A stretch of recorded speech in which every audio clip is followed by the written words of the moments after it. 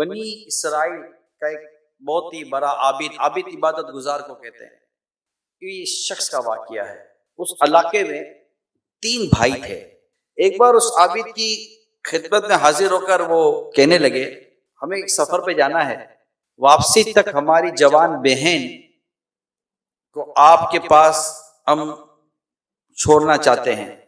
وہ عابد نے فتنے کے خوف کے سبب معذرت کر لی کہ مجھے معاف کر دیں، میں یہ نہیں کر سکتا، مگر انہوں نے بڑا اصرار کیا، زور دیا اور کہا کہ میں آپ اپنے ساتھ تو نہیں رکھوں گا، کسی قریبی گھر میں اس کو ٹھہرا دیجیے۔ جب ان بھائیوں نے زیادہ زور دیا تو عابد نے پھر یہ جواب دیا۔ خیر قریبی گھر میں اس کو رکوا دیا گیا۔ عابد جو تھے وہ اپنے عبادت خانے کے دروازے کے باہر کھانا رکھ دیتے اور وہ اٹھا کر لے جاتے۔ کچھ دنوں تک تو ایسا ہوتا رہا۔ کچھ دنوں کے بعد شیطان عابد کے دل میں ہمدردی کے انداز میں ایک وسوسہ ڈالتا ہے کہ کھانے کے اوقات میں جوان لڑکی اپنے گھر سے نکل کر آتی ہے، کہیں کسی برے شخص کی نظر پڑ گئی تو بڑا مسئلہ ہو جائے گا، بہتر یہ کہ اپنے دروازے کے بجائے اس کے دروازے کے باہر کھانا رکھ دیا کر۔ اس اچھی نیت کا کافی ثواب ملے گا۔ چنانچہ اس نے اب کھانا اس کے دروازے پر پہنچانا شروع کر دیا۔ پہلے اپنے دروازے پر رکھتا تھا، لڑکیاں کے لے جاتی تھی، اب اس کے دروازے کے باہر رکھ دیتا تھا۔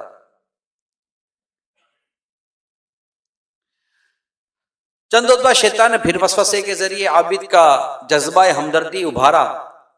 بیچاری چپ چاپ اکیلی پڑی رہتی ہے، آخر اس کی وحشت دور کرنے کی اچھی نیت کے ساتھ بات چیت کرنے میں کیا گناہ ہے؟ یوں بھی تو تم بہت پرہیزگار آدمی ہو، نفس پر تم قابو پا لیتے ہو، ثواب کا کام ہے، اس کی وحشت، اس کی تنہائی دور ہو جائے گی۔ یہ تمہاری بہن کی جگہ تو ہے۔ چنانچہ بات چیت کا سلسلہ شروع ہوا۔ جوان لڑکی کی سریلی آواز عابد کے کانوں میں رس گھولنے لگی اور دل میں الٹے سیدھے خیالات آنا شروع ہو گئے۔ شیطان نے مزید اکسایا، یہاں تک کہ نہ ہونے والا کام بھی ہو گیا اور اسے منہ کالا کر بیٹھا۔ اب بھائی تو سفر پہ گئے تھے، بہن اپنی عابد کے حوالے کر کے گئے تھے، اور اس کا یہ معاملہ ہو گیا، حتیٰ کہ لڑکی نے بچہ پیدا کر دیا۔ شیطان نے دل میں وسوسوں کے ذریعے خوف دلایا کہ اگر لڑکی کے بھائیوں نے بچے کو دیکھ لیا تو بڑی رسوائی ہوگی، لہذا عزت پیاری ہے تو اس بچے کا گلا گھونٹ کر زمین میں گاڑ دے۔ وہ ذہنی طور پر تیار ہو گیا، پھر فوراً وسوسہ ڈالا کہ کہیں ایسا نہ ہو کہ لڑکی اپنے بھائیوں کو سارا معاملہ بتا دے، بس اب بھلائی اور عافیت اسی میں ہے، نہ رہے بانس نہ بجے بانسری، دونوں ہی کو قتل کر ڈالے، لڑکی اور لڑکا دونوں کو۔ اب اس نے دونوں کو قتل کر کے اسی مکان میں گڑھے میں کھود کر دفن کر دیا اور زمین اس نے برابر کر دی۔ جب تینوں بھائی سفر سے واپس لوٹے اور جب اس شخص کے پاس پہنچے، عابد کے پاس، اس نے بڑے افسوس کے ساتھ کہا کہ آپ کی بہن تو فوت ہو گئی، آئیے اس کی قبر پر فاتحہ کر لیجیے۔ تو عابد نے قبرستان لے گیا اور ایک قبر دکھا کر جھوٹ موٹ کہا کہ یہ آپ کی مرحومہ بہن کی قبر ہے، فاتحہ کر لیجیے۔ پھر فاتحہ پڑھی اور رنجیدہ افسوس کرتے ہوئے بھائی گھر واپس آ گئے۔ رات شیطان ایک مسافر کی صورت میں تینوں بھائیوں کے خوابوں میں آیا اور اس نے عابد کے تمام کالے کارناموں کو بیان کر دیا، اور جہاں پر اس نے اس کی بہن کو اور لڑکے کو دفن کیا تھا وہ پتہ بھی بتا دیا کہ تم یہاں اس نے دفن کیا ہے۔ یہ تینوں بھائی اٹھے اور اپنا خواب ایک دوسرے کو سنایا۔ تینوں نے مل کر خواب میں کی گئی نشاندہی کے مطابق زمین کھودی، واقعی وہاں بہن اور بچے کی ذبح کی ہوئی لاشیں موجود تھیں۔ وہ تینوں عابد پر چڑھ دوڑے، اس نے اپنا جرم قبول کر لیا، بادشاہ کے دربار میں شکایت کی گئی، مقدمہ دائر کیا گیا، عابد کو اس کے عبادت خانے سے گھسیٹ کر نکالا گیا اور سولی دینے کا فیصلہ ہوا، یعنی اس کو پھانسی دے دی جائے۔ جب سولی پر چڑھانے کے لیے لایا گیا تو شیطان اس پر ظاہر ہوا، کہنے لگا مجھے پہچان، میں تیرا وہی شیطان ہوں جس نے تجھے عورت کے فتنے میں ڈال کر ذلت کی آخری منزل تک پہنچایا ہے۔ خیر گھبرا مت، میں بچا سکتا ہوں، مگر شرط یہ کہ تجھے میری اطاعت کرنی ہوگی، مرتا کیا نہ کرتا۔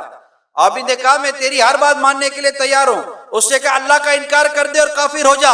بد نصیب عابد نے کہا میں خدا کا انکار کرتا ہوں اور کافر ہوتا ہوں۔ شیطان ایک دم وہاں سے غائب ہو گیا۔ سپاہیوں نے فوراً اس بد نصیب عابد کو دار پر کھینچ کے لٹکا دیا، مر گئے۔ عورت کے فتنے نے ایک عابد کو کفر تک لا کر کھڑا کر دیا، ایمان برباد کر بیٹھا۔ اللہ اللہ اللہ، کیا نوجوان کیا بڑے یار، اللہ کی پناہ۔ عورت کے فتنے میں مبتلا ہونے کی تعداد اتنی بڑھتی جا رہی ہے۔ مسئلہ تو بے پردگی بھی ہے، میں بھی مانتا ہوں، بے پردگی، بے شرمی، بے حیائی، سوشل میڈیا اور بھی بہت ساری چیزیں ہیں، اٹریکشن بہت ہے شادیوں میں، دعوتوں میں، اچھا پھر کمپنیز کے اندر، مارکیٹوں کے اندر، پھر mobile phone, messages, S M S, video calling, اتنی اپرچونٹی بڑھ چکی ہیں گناہ کرنے کی، اور اس طرح بدنگاہیاں، پھر تصاویر، پھر ایڈورٹائزمنٹ، بل بورڈز،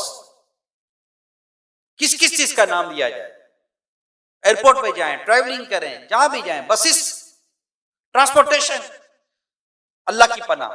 فیملیز دعوتوں میں بڑے بوڑھوں نے مطلب روکنا بند کر دیا، بلکہ رکتے تو کہتے کہ کوئی نہیں کوئی نہیں، بہن ہے بہن ہے، بہن جیسی ہے۔ ارے بہن جیسی ہے، بہن نہیں ہے۔ بھائی جیسا ہے، بھائی نہیں ہے۔ ماں جیسی ہے، ماں نہیں ہے۔ بیٹا جیسا ہے، بیٹا نہیں ہے۔ یہ ابا جیسا ہے، ابا نہیں ہے۔ یہ جیسا سامان، بہن سامان، بھائی سامان، یہ سامان ایسا ہٹتا پتا بھی نہیں چلتا۔ ارے یہاں تو بھائی بہنوں کے کیس پکڑے جاتے ہیں یار، کون سی دنیا میں جی رہے ہو؟ اتنا یہ سلگتا ہوا موضوع ہے، اور کوئی مطلب جھجک ختم ہو گئی ہے۔ اور اگر آپ ابروڈ چلے جائیں، باہر ویسٹرن کنٹریز میں جائیں، تو وہاں تو جیسے ہم مرد آپس میں ہاتھ ملاتے ہیں، اس طرح مطلب میل فیمیل ہاتھ شیکن اس کو بولتا ہے، ہاتھ ملاتے۔ اگر ہاتھ نہ ملاؤ تو یہ بیڈ مینرز، یعنی اس کے پاس طریقہ نہیں ہے، اخلاق نہیں ہے۔ Can you imagine? یہ حالت ہے۔ جی ہاں، میں مسلمز کی بھی بات کر رہا ہوں۔ اور اب تو پتہ یہ چلا، جب ہم نے اس موضوع کو لیا، پتہ چلا یہ ہاتھ ملانا تو بہت پیچھے رہ گیا۔ اب تو جیسے مرد آپس میں گلے ملتے ہیں، اس طرح مرد اور اجنبی مرد اور عورت، غیر محرم مرد اور عورت، یہ آپس میں گلے ملتے ہیں، جیسے کہ ہم آپس میں بغل گیر ہوتے ہیں، تو یہ آپس میں گلے ملتے ہیں۔ اللہ کی پناہ، اللہ کی پناہ۔ شرم نبی، خوف خدا، یہ بھی نہیں وہ بھی نہیں۔ اب مصیبت ایک اور یہ ہے کہ بھائی بہن کے سامنے غیر عورت سے ملتا ہے، اور بہن بھائی کے سامنے غیر عورت سے، غیر مرد سے ملتی ہے۔ دونوں کو بھی ایک دوسرے کے معاملے میں شرم و حیا نہیں آتی۔ شوہر اپنی بیوی کو لے کے جا رہا ہے پارٹیوں کے اور دعوتوں کے نام پر، وہاں بے پردگی ہو رہی ہے، اور ایسی ایسی پارٹیز، ایسی ایسی دعوتیں ہمارے کلچر کا حصہ بنی ہوئی ہیں۔ صرف پاکستان کی بات نہیں کر رہا میں، مدنی چینل ایک انٹرنیشنل ہے، میں آل اوور دا ورلڈ ایک سچویشن کو میں آپ کے ساتھ ڈسکس کر رہا ہوں کہ اب مطلب کہ دعوتوں کا ماحول بالکل بدل چکا ہے۔ اور جو میری انفارمیشنز ہیں، جو میری ڈسکشنز ہوتی ہیں، آپ کو شاید ہو سکتا ہے کہ پتہ ہو، لیکن جو میری انفارمیشن سے وہ یہ ہیں کہ اب تو دعوتیں ہیں ہی ایسی کہ دعوتوں میں گئے اور عورت غیر مردوں میں اس طرف نکل جائے گی، مرد اس طرف نکل جائے گا، پھر بدقسمتی کے ساتھ آپس میں ڈانسنگ، تو سانگ سنگنگ، تو سانگنگ، واللہ علم کیا اللہ بلا آ گیا ہے۔ اب مجھے بتائیے کہ یہ فتنے اتنے بڑھ چکے ہیں، ایک عابد عبادت گزار شخص جو اپنے الگ سے بیٹھ کر عبادت کرتا تھا، ایک لڑکی کے فتنے میں ایسا مبتلا ہوا کہ کفر پر اس کی موت ہو گئی، ایمان برباد کر بیٹھا اپنا۔ کیا یہ حکایت ہمارے لیے کافی نہیں؟ اور یہ ہمارے نوجوان اللہ کی پناہ عشق مجازی میں پڑ گئے. لڑکی کے لیے ضروری ہے بوائے فرینڈ ہونا، لڑکے کے لیے ضروری ہے گرل فرینڈ کا ہونا. زندگی ادھوری ہے جیسے کہ کھانے میں نمک ہی نہیں ہے. Girl friend boy friend, girl friend boy friend. Mobile میں جب تک 10-20 لڑکیوں کا نمبر نہ ہو اور لڑکیوں کے موبائل میں 10-20 لڑکوں کا نمبر نہ ہو، آپس میں پکنکیں ہوتی ہیں، آپس میں شاپنگس ہوتی ہیں، آپس میں گھومنا پھرنا ہوتا ہے، آپس میں تفریحات ہوتی ہیں، انٹرٹینمنٹ کے نام پر جمع ہوتے ہیں. اللہ کی پناہ، کیا اسلام، دین، شریعت، رسول پاک صلی اللہ علیہ وسلم کا جو درس حیا ہے، کیا وہ اس بات کی کسی مسلمان کو اجازت دے گا؟ ناممکن، امپاسبل. یہ سب بے عملی ہے.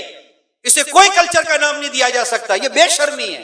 اسے کوئی ترقی کا نام نہیں دیا جاتا کہ جناب یہ ترقی نہیں ہے، بے حیائی ہے. کیا مطلب کہ آدھا ننگا ہونے سے راکٹ بن جائے گا؟ کیا بے پردگی جتنی بڑھے گی تو کیا مطلب کہ جہاز بنیں گے؟ جتنی زیادہ بے شرمی بے حیائی بڑھے گی تو کیا کمپیوٹر نئے نئے ایجاد ہونا شروع ہو جائیں گے؟ بے شرمی اور بے حیائی الگ ہے، ترقی الگ ہے. یار ترقی کیسے الگ؟ اس سے تعلق کیا؟ بلکہ یہ چیزیں تو ترقی کو کھا جائیں گی. جب ہمارا نوجوان، ہمارا پڑھنے لکھنے والا طبقہ جب یہ بے شرمی بے حیائی اس طرح عشق مجازی میں پڑ جائے گا، خودکشیاں کرے گا. کر جاتے، محبت ہو جاتی ہے. اسکول میں محبت ہو گئی، کالج، آپ کے سامنے کوئی میرے کو دھکی چپی باتیں تو نہیں کر رہا. اسکولوں کے اندر لڑکیوں نے ایک دوسرے کو گولی ماری، آپس میں خود کو گولی ماری. کیا پھانسی نہیں دیتے لڑکے؟ کیا خنجر سے اپنے آپ کو قتل نہیں کرتے؟ کیا کود کے جان نہیں دے دیتے؟ کیا لڑکی پھاندہ نہیں لگا لیتی؟ عشق مجازی کے چکر میں لڑکا نہیں ملا، مر گئی. اب کیا ملے گا تجھے بھائی؟ وہ لڑکا جو لڑکی نہیں ملی، شادی ہو گئی، مر گیا. اب مر گیا، اب کیا ملے گا؟ خودکشی، حرام، جہنم میں لے جانے والا کام. ارے کچھ تو عقل کے ناخن لو. محبت کرنی ہے تو کرو نا پیارے رسول پاک صلی اللہ علیہ وسلم سے. یہ کیسی محبت ہے؟ ذرا غور تو کرو.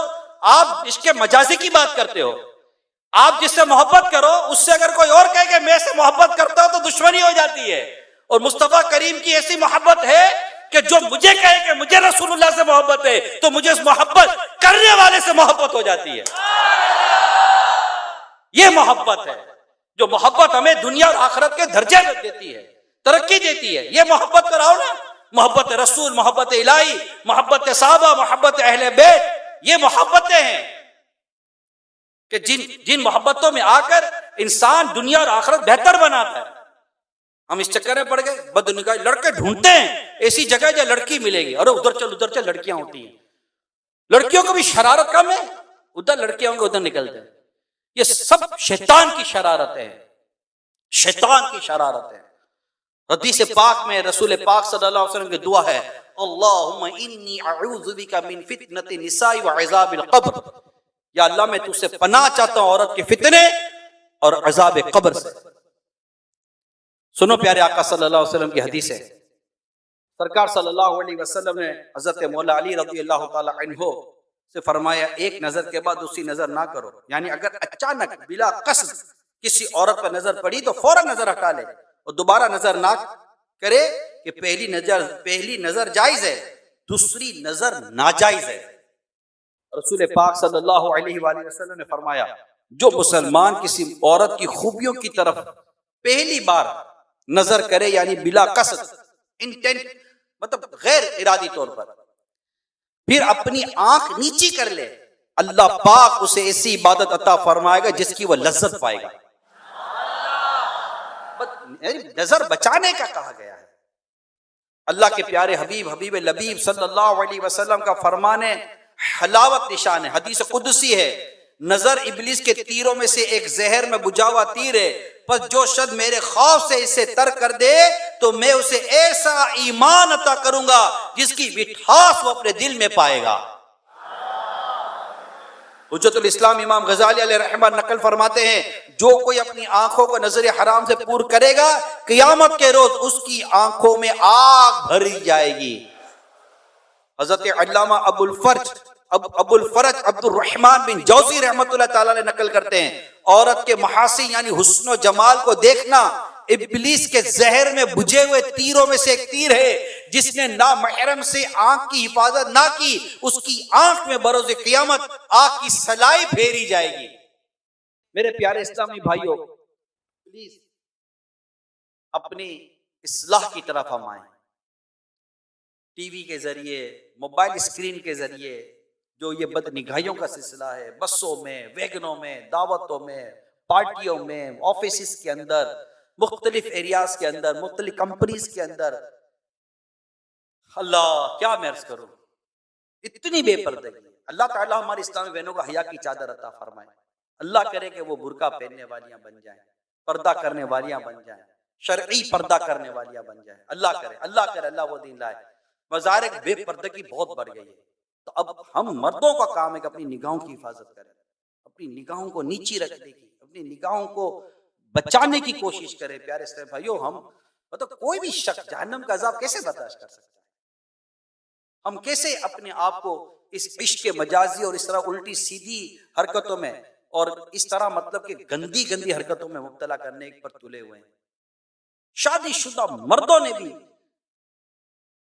طوفان بدتمیزی مچایا ہے، کئی گھر ٹوٹ رہے ہیں اس سے، کئی گھر ٹوٹ رہے ہیں۔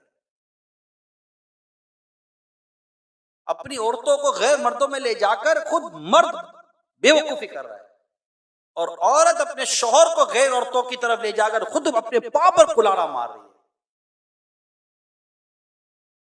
فوراً متاثر ہو جاتے ہیں۔ ارے بھائی، گھر میں ساتھ چلو تو پتہ چلے کہ کوئی متاثر ہونے والا ہے یا نہیں۔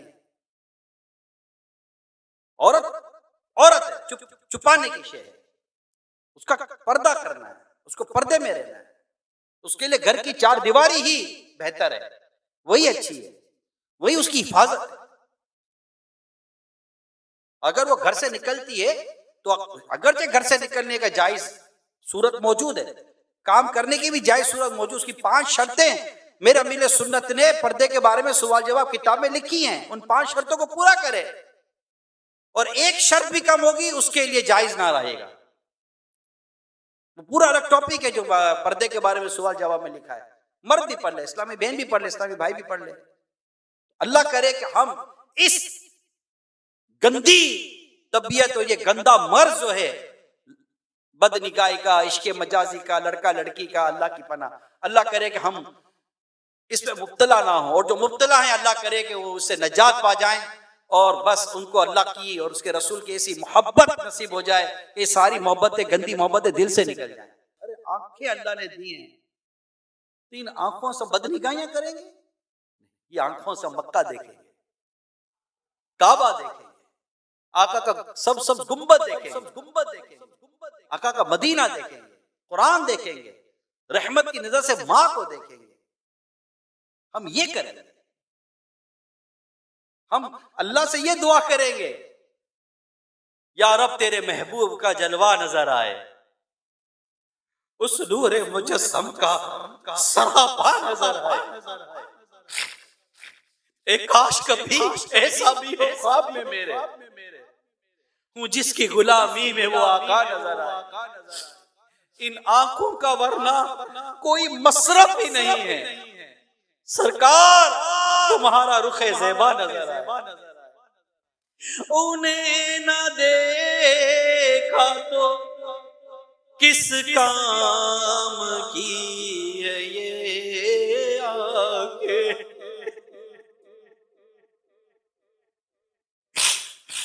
انہیں نہ دیکھا تو کس کام کی ہے یہ آنکھیں، کہ دیکھنے کی ہے ساری بہار آنکھوں میں۔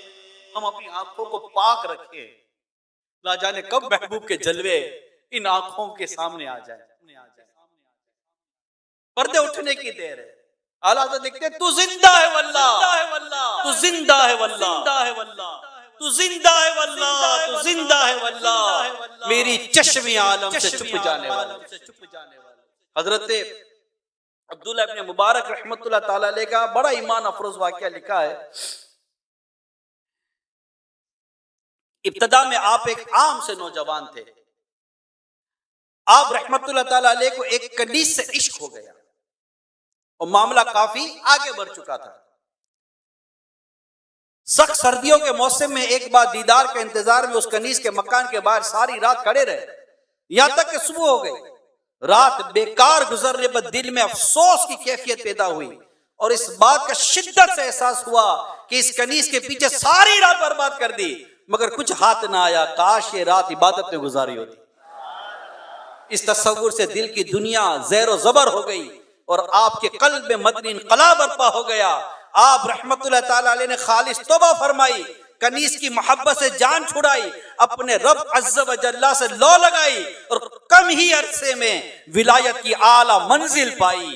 اور اللہ پاک نے شان اس قدر بڑھائی کہ ایک بار آپ کی والدہ رحمت اللہ تعالی علیہ آپ کی تلاش میں نکلی تو ایک باغ میں غلبن یعنی گلاب کے پودے کے نیچے آپ کو اس طرح سوتا ہوا دیکھا کہ ایک سانپ منہ میں نرگس کی ٹہنی لیے مغز رانی کر رہا ہے، یعنی آپ کے وجود کو، آپ کے جسم پر سے مکھیاں اڑا رہا ہے۔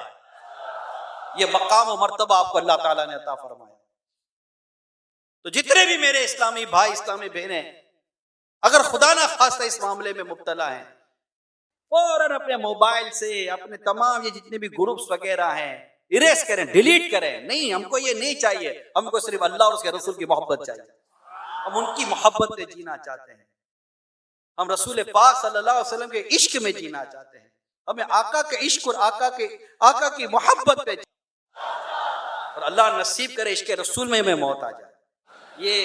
یہ اس طرح کی ہمیں دنیاوی گندی محبتیں نہیں چاہیے، اللہ مال کی محبت، اس طرح کی تمام محبتوں سے کاش ہماری جان چھوٹ جائے اور بس دل میں آقا کی یاد ہو اور نظر میں آقا کا مدینہ بس چکا ہو، آنکھوں میں بس گیا ہے مدینہ حضور کا۔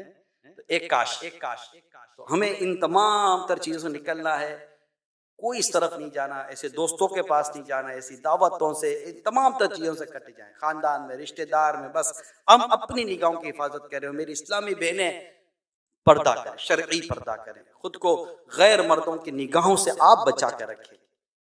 ایک روسی لڑکی، پورا واقعہ لمبا ہے لیکن میں اپنے موضوع کا اس میں سے پورے واقعے کا ٹکڑا نکال کر دے رہا ہوں۔ ایک روسی لڑکی، روس کی تھی، کسی مسلمان فیملی کی کوششوں سے وہ مسلمان ہوئی اور اس کی شادی ایک مطلب کہ مسلمان لڑکے کے ساتھ ہو گئی۔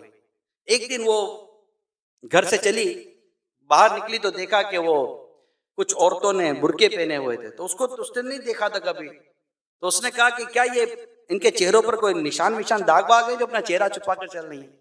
تو اس شوہر نے اس کے سامنے جو پردہ ہوتا ہے، شرعی پردہ، وہ سارا وضاحت کی کہ شرعی پردہ اس طرح ہوتا ہے، یہ جو اسلام و دین کا جو اصل پردہ یہ وہ کر رہی ہے۔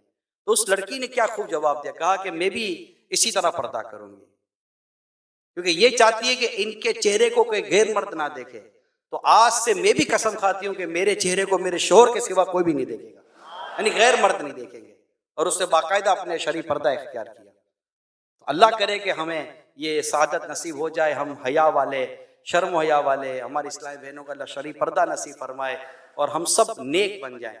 میری عادتیں ہوں بہتر، بنو سنتوں کا بے کر، مجھے متقی بنانا، مدنی مدینے والے۔